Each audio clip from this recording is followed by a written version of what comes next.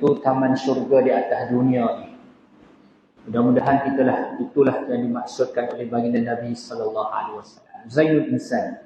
Tengah hari ini kita akan mengambil beberapa faedah daripada kitab karangan Tuan Haji Muhammad Zain bin Haji Sarudin, yang nama kitabnya adalah Zainul Insan.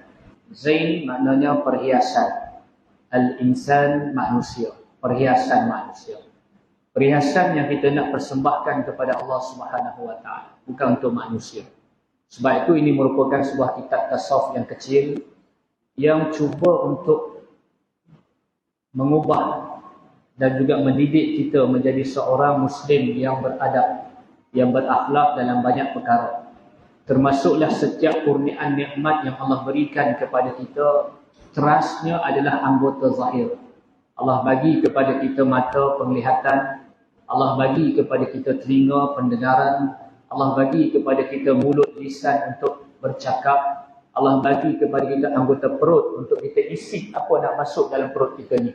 Dan Allah juga bagi kita kemaluan untuk kita tempiaskan ke mana arah yang dibenarkan oleh agama dalam 7 anggota zahir ini.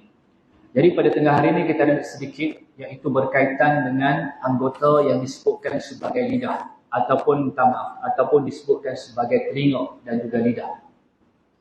Kalau kita lihat peranan anggota zahir yang namanya lidah ini, banyaklah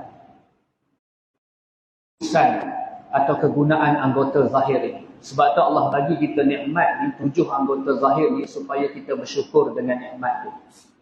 Adapun kalau seseorang menggunakan anggota zahir, telinganya, pendengarannya, matanya, penglihatannya, mulut, percakapannya, digunakan kepada jalan kita kembalikan dalam jalan yang salah. Maknanya kita buat maksiat, kita telah mengingkari pemberi nikmat tersebut, iaitu Allah Subhanahu wa taala.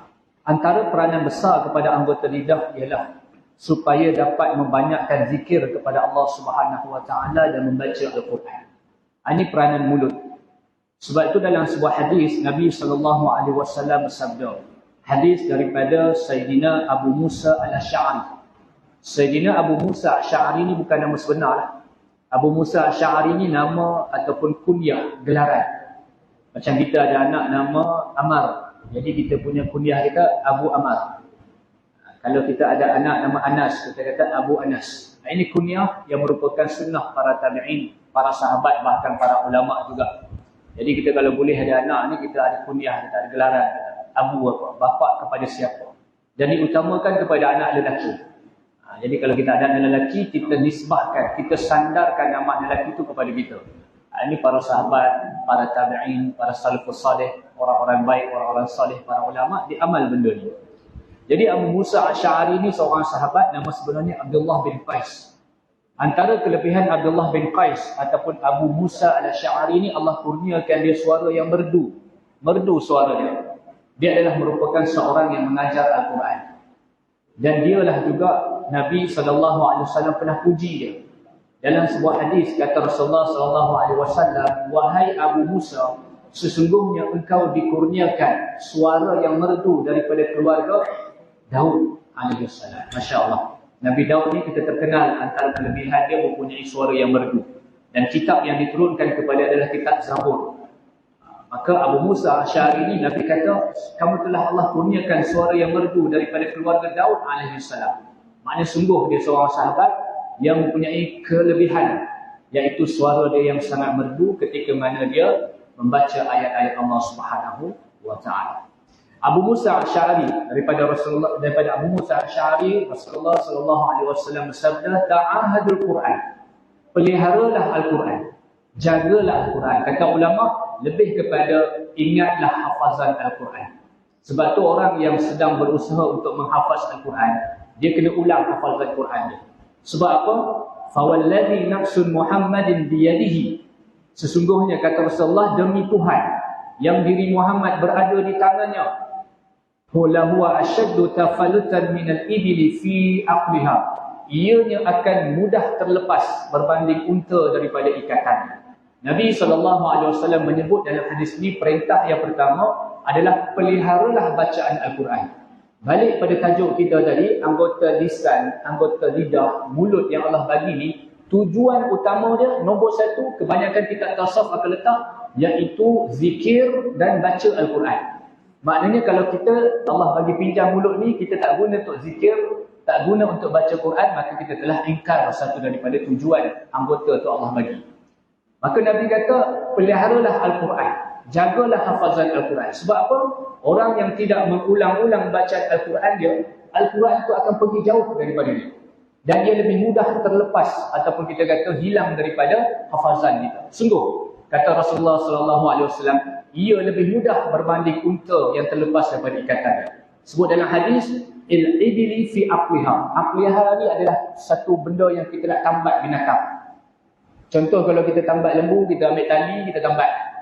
Kita kambing pun serupa tu lah, kerbau pun serupa tu. Adapun unta, dia tak macam tu. Antara kaedah orang Arab, kalau dia nak tambat unta tu, tuan-tuan pakai egar. Ni atas kepala ni. Orang pakai serban ni. Tak besar tu letak atas kepala, bulat ni. Kita panggil egar. Kalau unta tu dia dah duduk tuan-tuan, dia ambil egar tu bulat tu, dia letak dekat pelipat dia tu. Menyebabkan unta tu akan tertambat, tak bangun. Tu kaedah sebab tu orang kata, asal mana pakaian yang ada ni? Satu dia kata, untuk membezakan masyarakat Arab dengan masyarakat luar. Maka orang Arab pakai. Adapun yang kedua di kalangan Badui, mereka bila mana bawa unta, mereka bawa benda tu egar atas kepala, bila mereka nak tambat unta dia, dia ambil. Bila dia dah lepaskan unta dia pakai balik atas kepala. Jadi tuan-tuan kalau nak try boleh pakai. Dekat Muklis sini seorang tak nampak lagi pakai egar atas kepala. Pakai atas kepala. Tu tambat unta tu boleh. Tapi jangan pakailah, kita tak bela unta kan. Ada satu tempat tu, imam dia pakai. Tiap-tiap kali saya pergi surau tu, imam dia pakai egar. Tak apalah, dia balik, mungkin balik umrah ke apa, dia semangat dia kan.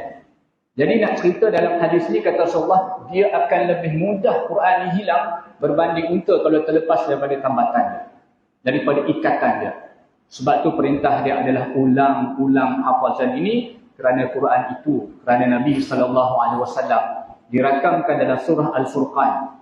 Nabi SAW manusia, dia mengadu hal, mengadu rasa kepada Allah SWT. Dan Allah rakam apa yang telah Nabi sebut dalam surah Al-Furqan ayat 30. Apa kata Allah Ta'ala?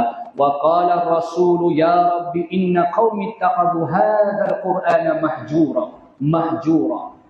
Kata Rasulullah mengadu hal macam kita rasa kecewa, kita rasa agak tertekan. Kita cari seseorang untuk kita mengadu nasib.